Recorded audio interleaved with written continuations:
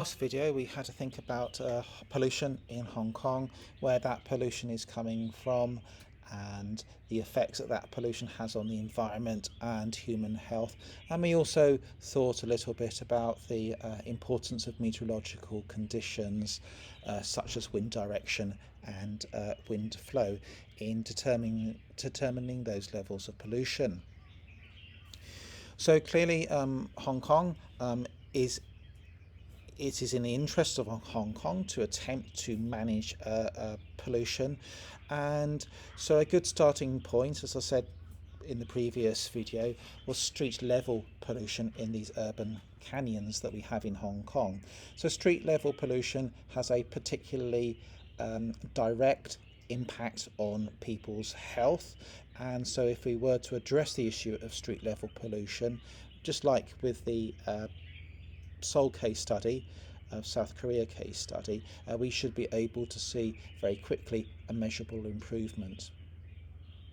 Hong Kong also must be remembered does use a large number of elevated highways or freeways, and these are a very effective way of distributing that pollution even further.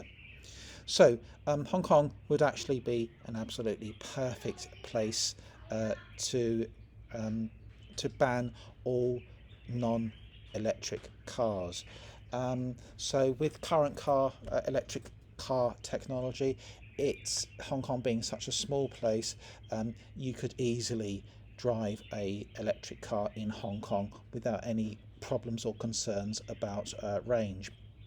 Hong Kong is also very well suited because it's a very densely populated area, so it'll be comparatively easy to put that infrastructure of charging points into Hong Kong. You wouldn't need very many of them, and they could also piggyback on existing networks. We're not saying that is going to be cheap, but it is going to be significantly easier than if you were to have a very large country. We obviously a better answer to that would be more cycling and walking and public transport. Here in Hong Kong, we have a world-class public transport system, not just the MTR, but an extensive system of buses.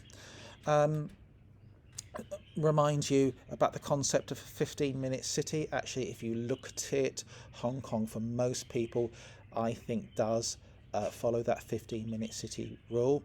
That's everything that you could possibly want in the space of a week or a month is within 15 minutes walk away. Certainly in Hong Kong, if it's not a 15 minutes walk away, for most people, it's a very short ride on a public bus, or on, even better, on the MTR. Now, we do need to be very careful when we talk about pollution management and electric cars, because electric cars are not carbon neutral. They can actually be worse if simply the electricity is produced by carbon fuels. So in that case, all you would be doing is shifting that pollution to power stations in Hong Kong, or maybe power stations. We get some of our power from over the border. So we need to be very careful about having policies that encourage electric cars. Do remember, there's also the psychological thing. People think that they're doing the right thing and really benefiting the environment by having electric cars. Therefore, they may justify in their own heads the use of their electric car and purchasing an electric car, whereas they may not, because for a petrol car, they may not have done that because they're aware of the environmental damage. So it's not just the fuel, the electricity that we need to be concerned about with electric cars.